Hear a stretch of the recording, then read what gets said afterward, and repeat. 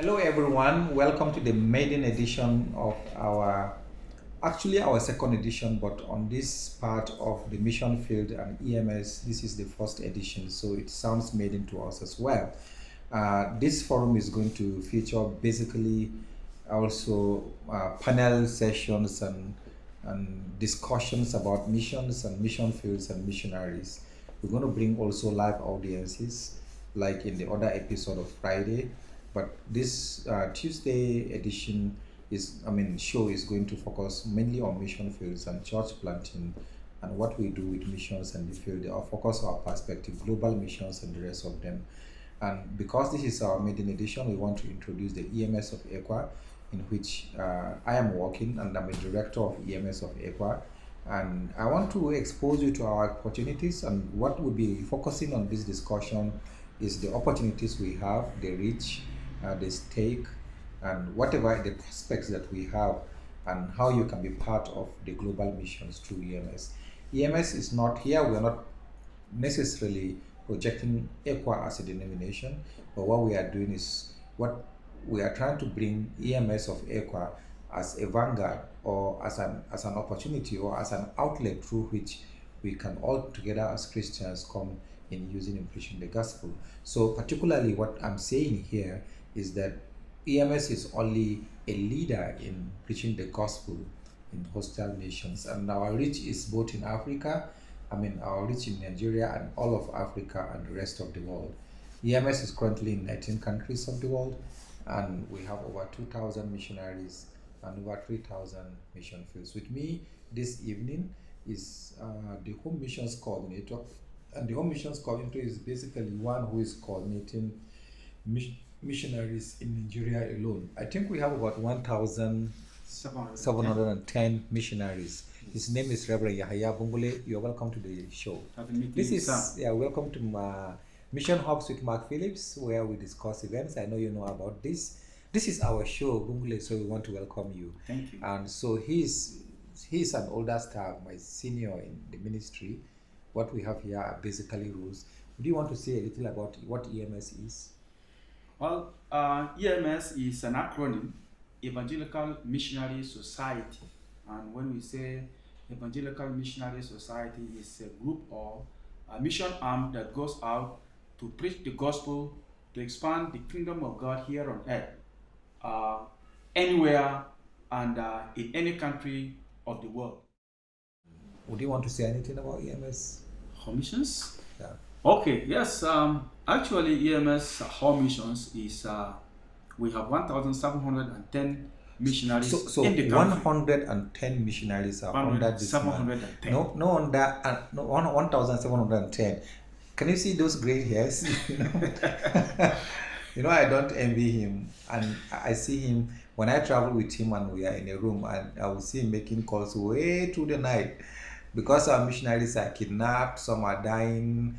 If you have 2,000 couples, it means you have 4,000 people. Yes. And you have an average of 5 to 6 children. Yes. And if you have just 5 children, you are trying to save 5 children times 2,000. So you find that this guy has a lot of responsibility. I don't envy him. But one of the things that we want to focus today on this show is actually not all of EMS. In bits we'll take what EMS is all about. But recently we started what we call a saturation project.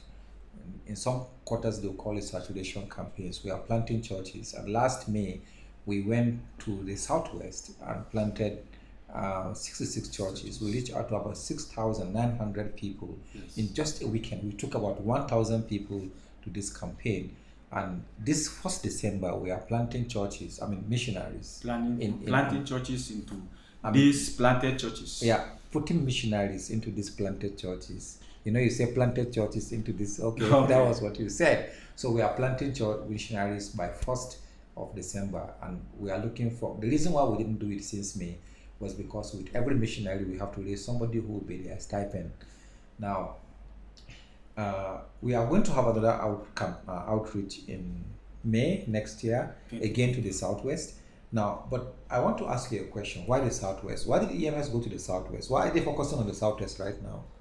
Actually, southwest is an area that anybody that goes to that place and is mission minded must be interested to reach to the southwest. Why? Because the chunk of people that left the north because of the insecurity and attacks from the bandits, they migrated from the northern part to the southwest. If you go to the whole rural areas in the southwest, you find a lot of tribes from Kano, from Katsina, from Sokoto, from Kebbi. We saw people from Benue. From Benue, yes. From Plateau, from northeast, we saw from Plateau, people. all of so Katsina. In fact, the people that took us on bicycles, yes.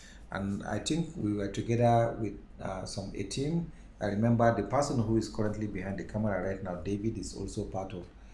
It was people from Katsina and Zamfara that actually took us around on bicycles. Yes. You can see it.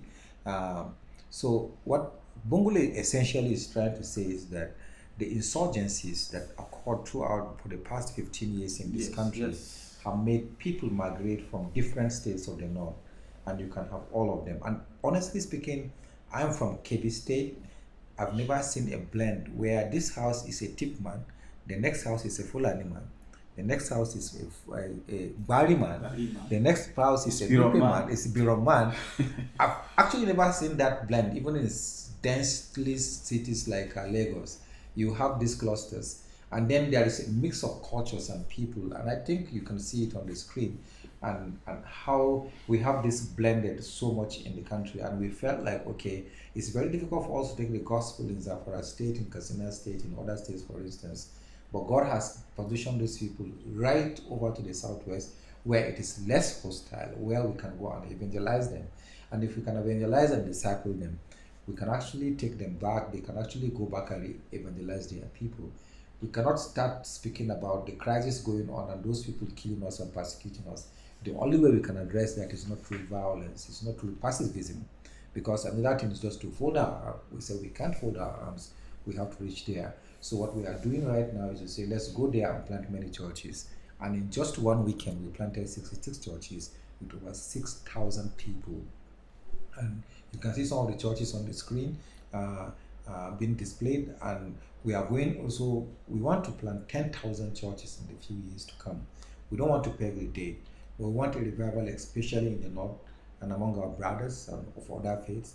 We want a massive, massive revival, because we believe that even the insurgencies is a clear signal that Christ wants to reveal himself to many people. And in the coming weeks, we are going to bring live interviews of those people who are killed, and those who parents are killed, and those women who lost husbands and husband who lost wife on this show. And we have very good interactions with them. If you follow us, it's going to be an interactive period. Bungule, Reverend Bungule is at the hem of leading those things. So how do you feel during this outreach? Can you describe the outreach? Can you just make statements about this outreach? The last one. Okay. The last one that was held in May this year actually was very, there was excitement in the minds of But I churches. saw you struggling because it was quite difficult organizing. Yes, it wasn't easy because it was the first time. It was first time actually. And then it's not in one place. Yes, not I think in we one have about place. 8 locations. Eight DCCs. DCCs means districts. District. 8 districts. Traveling covering from 2 states. almost over a space of about 100 to 200 kilometers. Yes. Wide. Yeah. So you keep planting. We have 8 positions and people covering. And distributing people to all the rural areas. It was not easy, but still, people were full with tough terrains, but they were happy. They were happy. When they went, some people were, how can we go to those places where who are there that will carry plenty of people to go to this place? But when they went to the places, they came back with joy, because they have great, plenty testimonies. There was something that happened during this outreach. On the day of arrival, there was one old man who was participating from Katsina, and he got sick. Exactly. And the sickness was threatening his life. What happened? Can you explain? Yes, that retired Reverend Audu Bakwe, when he heard about this outreach saturation campaign, he was very, very happy. He said this thing has never happened in ECWA. In fact, he could remember that this thing happened in 1970s. Wow. But he has never seen this again. Wow. But when he heard this, he said if he is alive, he must go to that place. In his 80 years. Wow. So when he was going, he reached the point that on the vehicle, he was he became ill, and they had to hospitalize him. After discharging him, they told him to go back home because his ill health cannot allow him to go. He said he better die in the mission field. That broke everybody's heart. That broke everybody's heart. So people will say, oh, if this old man could say something like this, what of me that I'm strong? Wow. So all people, they were very, very, and he went. Do we have people from other churches join us? Yes, we have people from Katsina, we have people from Sokoto, we have people from other denominations. Yes, we have denominations so, like in Abuja, like in Kaduna, like some here in Jos. Some we are not ECWA, but they follow us because So what we are trying to say is that this is not just an ECWA show. It's not about promoting ECWA, it's about reaching out to souls. Yes. EMS is only a leader, and you can be part of this outreach, and we are having one.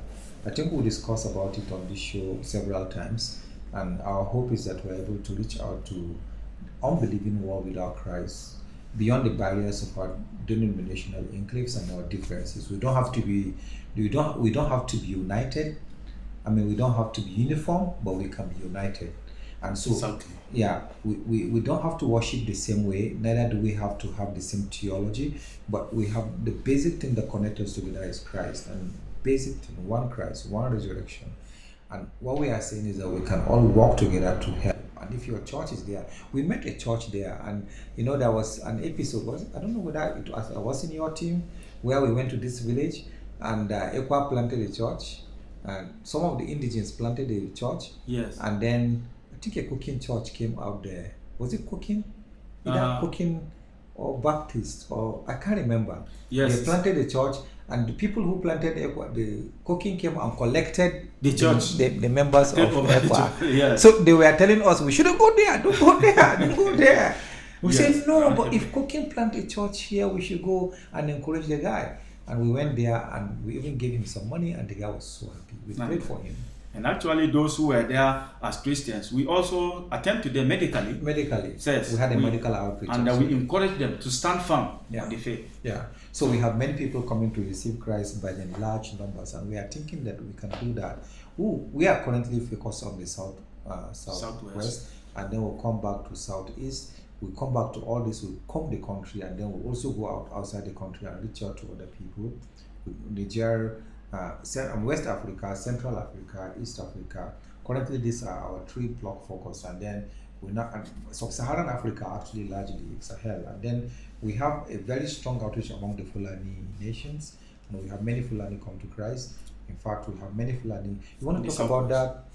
In the southwest. Yeah, in the southwest. In the southwest, there are a lot of Fulanis that are migrating from the north to that place, and we have a school there.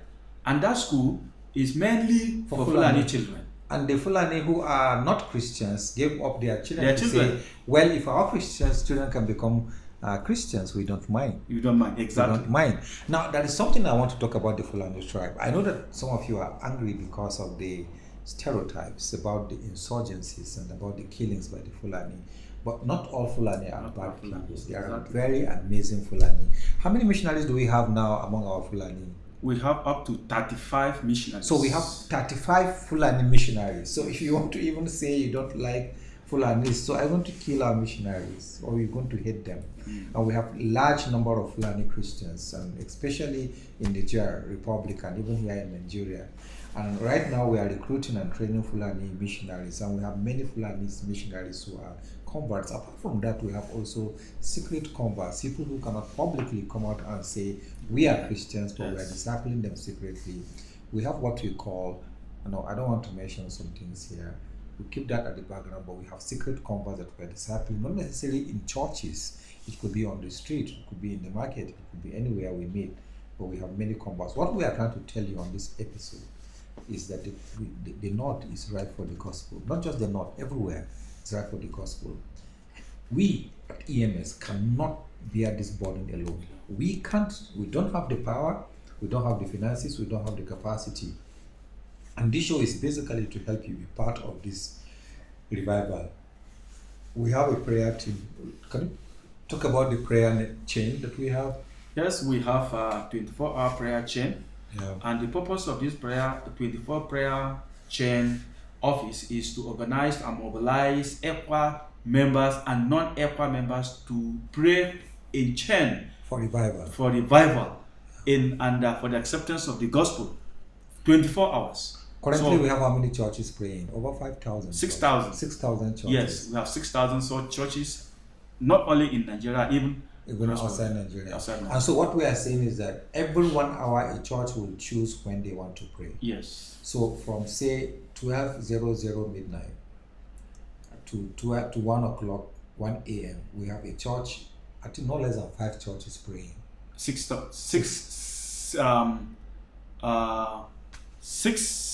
churches, not 6 churches. I forgot the number of churches that so pray in a particular hour. No less than 5 churches praying in a particular hour. We can't remember the figures. Maybe when we remember, we'll tell you. Yes. And then now from 1 to 2 a.m. we have another no less than 5 churches praying down the line. You can see, and this is not ECWA members, and all over the world. In fact, my friends in the United States and different parts of the country are praying. I just came back 2 months ago, and for those of you who are in the US, this is amazing. What you guys are doing is amazing. Some of you are watching this show. We really thank you for all that you are praying, and I like the dedication and commitment to pray for Nigeria. Things are changing, and we hope that God will make Nigeria great in our nation. Yes. Nigerians, in spite of what is happening, I want to tell you that the only thing that can change this country is the power of the gospel. But this gospel we are taking is not a traditional gospel, But we are not also saying that we have modernized the gospel, no. But what we are saying now, we are going with different methods in what we call holistic ministries. Mungule, can you share the other methods we are using to reach out to the gospel? We have this holistic ministry. We have